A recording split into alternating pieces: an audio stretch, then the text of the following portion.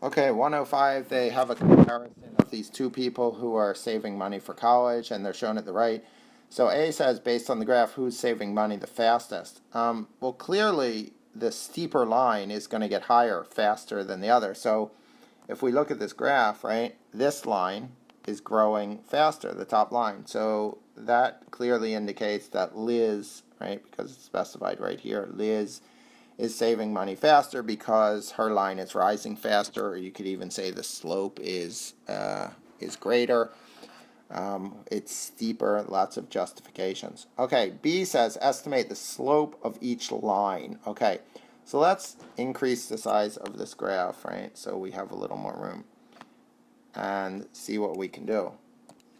So first, let's do Liz. So Liz, let me pick 2 points just to look. Like this, Liz is easy, right? It went through 0, 0, and it looks like it's going through 180. So that means, you know, the rise is from 0 up to 180, right? So 180.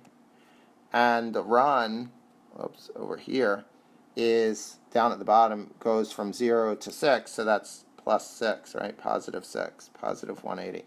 So the rise over the run, right, rise over run is 180 over 6. So her slope is 30. Now for Jeff, let's see, I can use a different color here. For Jeff, it looks like he starts here. That looks like it's about 10. And let's say, Jeff, let's just pick this point, right? Right here, which looks like it's about 150. So he goes up from 10 to 150. So he goes up 140, right? And then he goes over the same amount, right? He goes from 0 to 6, which is 6. So his is 140 over 6, which reduces to 70 over 3, right?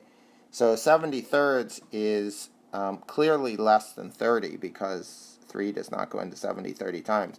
So there's the two slopes. So the slope in this case tells you the rate that they're saving their money. So how much additional money they save each month in this case because it's by months, right? So this slope tells us how fast they're saving money or the rate they're saving money or the amount of money they gain for each month of time.